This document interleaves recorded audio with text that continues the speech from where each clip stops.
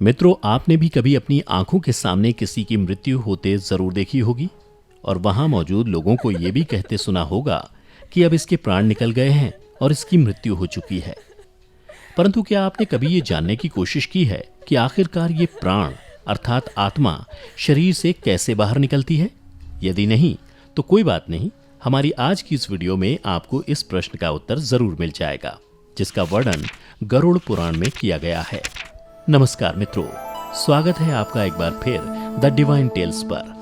मित्रों, जैसा कि आप सभी जानते ही हैं, मृत्यु मनुष्य के जीवन का वो कड़वा सच है जिसे बड़े से बड़ा ज्ञानी भी स्वीकार नहीं करना चाहता, जबकि वह जानता है कि एक दिन सभी की मृत्यु होना तय है।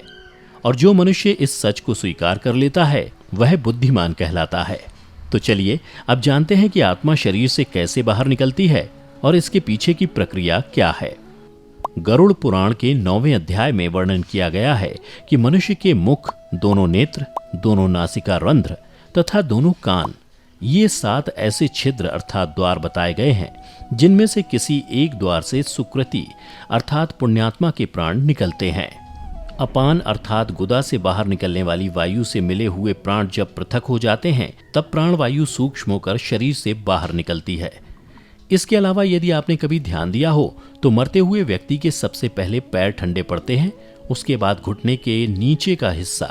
ऐसे करते करते उस व्यक्ति का पूरा शरीर ठंडा पड़ने लगता है, मानो जैसे ऊर्जा सिमट रही हो, और अंततः ये संपूर्ण चेतना सिमटती हुई एक चक्र पर आकर एकत्र हो जाती है, जिस चक्र पर आप सबसे ज्यादा जिए हैं। जैसे कि ध्यानियों की ऊर्जा मुख्य रूप से ज्ञान चक्र से निकलती है, और इसके विपरीत जो लोग अपनी पूरी जिंदगी ध्यान से दूर रहे हैं और जिन्होंने अपना संपूर्ण जीवन खान पान और सांसारिक सुख के लोभ में ही बिता दिया हो, ऐसे मनुष्य के प्राण मणिपुर चक्र से निकलते हैं। वहीं ऐसे मनुष्य जिन्होंने अपने पूरे जीवन में केवल संभोग के बारे में ही सोचा है, ऐसा मनुष्य अपने अंतिम समय में इसके बारे में ना सोचे, ये तो संभव ही नहीं। परिणाम स्वरूप ऐसे व्यक्ति की ऊर्जा मूलाधार चक्र से बाहर निकलती है। इसी के साथ जिन मनुष्यों का संपूर्ण जीवन ज्ञान के इर्द गिर्द बीता हो, ऐसे मनुष्यों की ऊर्जा गला चक्र अर्थात विशुद्ध चक्र से निकलती है। ऐसे ही जो मनुष्य अंतिम समय में अपने इष्ट या गुरु को याद करते हुए प्राण त्यागते हैं, उनकी ऊर्जा आंखों से निकलती है। और अंत में वो मनुष्य आते हैं जिनकी ऊर्जा सहस्त्रार चक्र से निकलती है। ऐसे मनुष्यों को बहुत ही भाग्यशाली माना जाता है, क्योंकि शरीर त्यागने के सबसे उचित मार्ग माने जाने वाले सहस्त्रार चक्र से निकलने वाली आत्मा को सीधे मोक्ष की प्राप्ति होती है। इसी के साथ प्राण निकलने के संदर्भ में और भी बहुत सी बातों का वर्णन गरुड़ पुराण में मिलता है, जिसके अनुसार प्राण त्यागने के समय मनुष्य को अन्न शन त्याग अर्थात अन्न और जल का त्याग करना चाहिए, और यदि वह विरक्त आसक्ति रहित द्विजन्मा हो तो उसे आतुर संन्यास लेना चाहिए। आतुर संन्यास से अभिप्राय है एक ऐसा संन्यास जो सांसारिक जीवन से दुखी होने पर जल्दी से ग्रहण किया जाता है। प्राण के गले तक आने पर जो मनुष्य मैंने संन्यास ले लिया है ऐसा बोलता है, वह मृत्यु के बाद विष्णु लोक को प्राप्त होता है, और ऐसे मनुष्य का जन्म अब दोबारा इस धरती पर नहीं होता।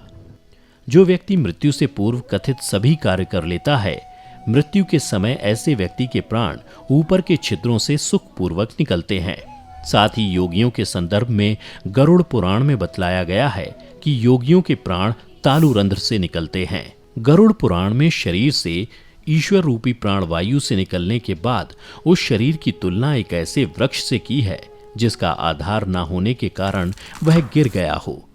क्या आप जानते हैं, प्राण से मुक्त होने के बाद शरीर तुरंत ही चेष्टा शून्य, घृणित, दुर्गंध युक्त, अस्पर्श्य और सभी के लिए निंदित हो जाता है।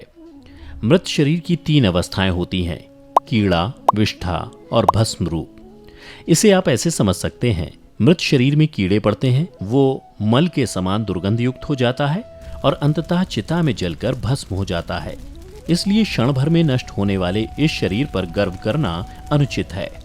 मृत्यु के पश्चात पंचभूतों से निर्मित इस शरीर का पृथ्वी तत्व पृथ्वी, जल तत्व जल, तेजस तत्व तेज और वायु तत्व वायु में लीन हो जाता है।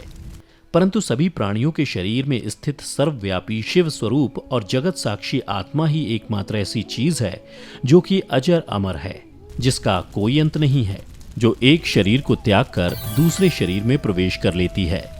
मृत व्यक्ति के शरीर से निकली ये आत्मा अपने पुराने शरीर से निकलकर अपने कर्म कोश में इकट्ठा हुए कर्मों द्वारा निर्मित नए शरीर में प्रवेश करती है। गरुड़ पुराण में इस तथ्य को कुछ इस प्रकार समझाया गया है, जैसे एक घर के जल जाने पर उसमें रहने वाला व्यक्ति जाकर दूसरे नए घर में रहने लगता है, उसी प्रकार आत्मा भी पुराना शरीर छोड़कर नया शरीर ग्रहण कर लेती है। तत्पश्चात उस आत्मा को लेने छोटी छोटी घंटियों की मालाओं से सुसज्जित विमान को लेकर देवदूत आकाश से उतरते हैं। धर्म को जानने वाले धार्मिक और बुद्धिमान लोगों के प्रिय ये देवदूत उनके कृत्यों के अनुसार आत्मा को स्वर्ग लेकर जाते हैं, जहां दिव्य देह धारण कर निर्मल वस्त्रों, स्वर्ण और रत्नों से सुसज्जित इस जीव का स्वागत देवताओं द्वारा किया जाता है। गरुड़ पुराण में इसके अतिरिक्त कुछ विशेष परिस्थितियों का भी वर्णन किया गया है, जिसके अनुसार वे व्यक्ति जिनकी मौत अचानक या फिर हिंसात्मक तरीके से होती है, ऐसे व्यक्तियों की आत्मा इन सब से कुछ अलग तरीके से अपना शरीर छोड़ती है। इसी के साथ ऐसे व्यक्ति जिनकी मृत्यु लंबी बीमारी के बाद होती है, तो इस दौरान उनके शरीर की ऊर्जा का क्षय तब तक बहुत कम हुआ होता है। इसी कारण ऐसी आत्मा शरीर छोड़ते समय काफी दुविधा में होती है, इसलिए ऐसी आत्मा का किसी भी अंग से निकलना निश्चित नहीं होता। मित्रों, यदि आप वर्णित विशेष परिस्थितियों में आत्मा कैसे शरीर छोड़ती है, इस बारे में विस्तार से जानना चाहते हैं तो नीचे कमेंट करके जरूर बताएं।